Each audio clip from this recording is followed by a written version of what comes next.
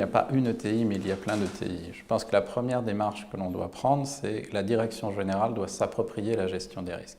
S'approprier la gestion des risques, c'est quels moyens je vais y mettre en interne pour savoir quels moyens je vais y mettre en externe.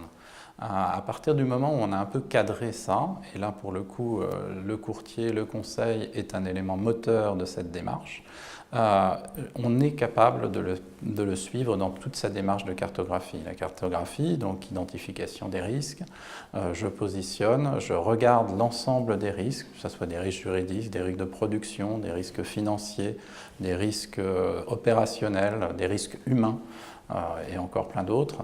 Et après, j'essaye de définir quel est le canevas de réception que je veux avoir. Et une fois qu'on a déterminé ça, en fait, on a déterminé le canevas, on sait combien ça va prendre de temps, qui peut le faire et la façon dont on a envie de le faire. Et ça, il n'y a pas deux entreprises qui sont exactement pareilles, donc ça nécessite de bien comprendre cette démarche-là.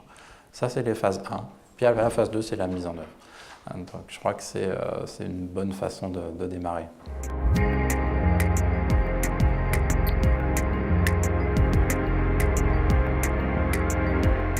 On a une équipe d'une vingtaine de personnes qui sont des ingénieurs, qui sont des gens qui sont du conseil, qui viennent de la finance, qui viennent de la fusion-acquisition, qui viennent de tous ces éléments de l'entreprise et qui aujourd'hui vont essayer justement de s'approprier la compréhension des risques de l'entreprise.